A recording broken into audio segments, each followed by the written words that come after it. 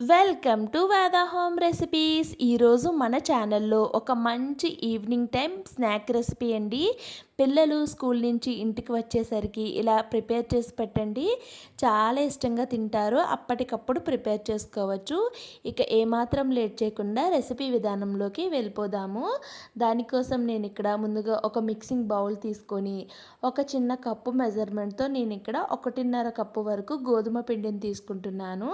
దీంట్లోకి టేస్ట్కి సరిపడేట్టుగా సాల్టు, అలానే కొంచెం నూనెని కానీ నెయ్యిని కానీ ఏది ఉంటే అది వేసుకొని మొత్తం కలిసే విధంగా కలుపుకొని కొంచెం కొంచెం నీళ్ళని వేసుకుంటూ మనం రెగ్యులర్గా చపాతీ పిండిని ఎలా అయితే కలుపుకుంటామో అలానే కలుపుకోవాలి. కాస్త గట్టిగా కలుపుకోవాలి.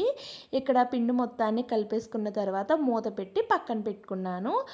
స్టవ్ వెలిగించి ఒక పాన్ పెట్టుకుంటున్నానండి. పాన్ పెట్టుకొని దీంట్లోకి 1 టేబుల్ స్పూన్ వరకు నూనెను వేసుకున్నాను. నూనె కాస్త వేడైన తర్వాత 1/2 టేబుల్ స్పూన్ వరకు ఆవాలు, 1/2 టేబుల్ స్పూన్ వరకు జీలకర్ర వేసుకున్నాను.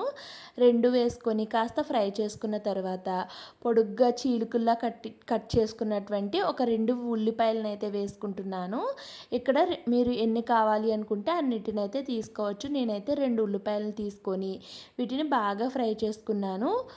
ఇవి మరీ బాగా ఫ్రై అయిపోవాల్సిన అవసరం లేదండి. మనకి ఒక 50% లేదా 60% కుక్ అయితే సరిపోతుంది.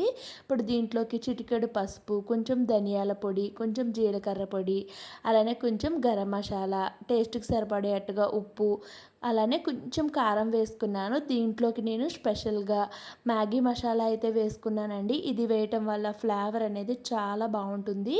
పిల్లలైతే చాలా ఇష్టంగా తింటారు. చూడండి, ఈ మసాలాలన్నీ బాగా కలిసే విధంగా కలిపేసుకొని ఇక ఫైనల్గా దీంట్లో కాస్త కొత్తిమీర వేసేసుకుంటే సరిపోతుందండి. నేను చెప్పాను కదా, ఒక 50 to 60% కుక్ అయితే సరిపోతుంది.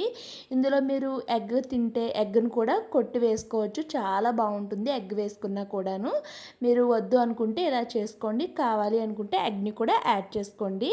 ఇప్పుడు స్టవ్ ఆఫ్ చేసి స్టఫింగ్ని పక్కన పెట్టేసుకున్నాను.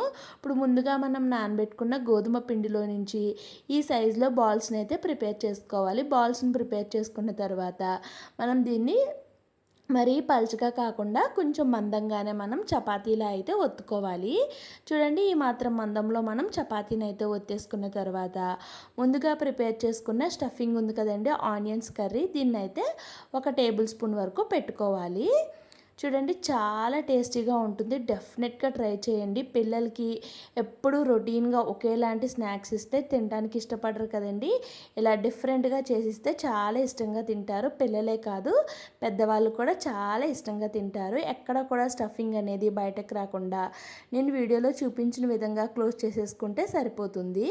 ఇప్పుడు ఒక ఇడ్లీ పాత్ర ఉంటుంది కదండి, ప్లేట్, ఆ ప్లేట్ తీసుకొని దానికి కాస్త ఆయిల్ని అయితే అప్లై చేసుకోవాలి. ఆయిల్ అప్లై చేయడం వల్ల మనకి ఇవి అతుక్కుండా వస్తాయి. ఇప్పుడు వీటిని మనం ఇడ్లీ పాత్రలో అయితే పెట్టేసుకున్నాను. ఇక్కడ నేను ముందుగానే స్టవ్ మీద ఒక ప్యాన్లో కొంచెం నీళ్లు మరిగించుకున్నాను.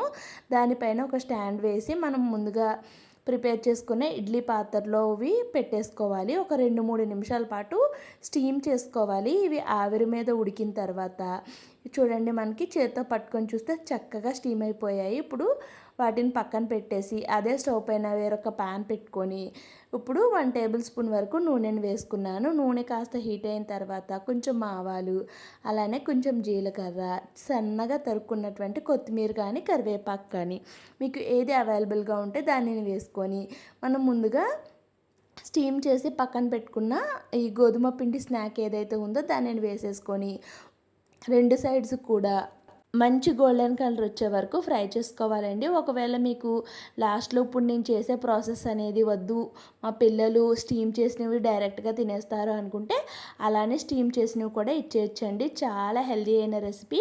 ఇందులో మీరు కావాలి అనుకుంటే మీకు నచ్చిన వెజ్జెస్ని కూడా యాడ్ చేసుకోవచ్చు. ఇక ఫైనల్గా రెసిపీ అయితే రెడీ అయిపోయిందండి. చాలా చాలా బాగుంటుంది. ఇంకా మన ఛానల్లో మంచి మంచి రెసిపీస్ ఉన్నాయి. ఇది కనుక ఒక్కసారి చేసి పెడితే మీ పిల్లలు మళ్ళీ మళ్ళీ ఇదే చేయమని అడుగుతారు.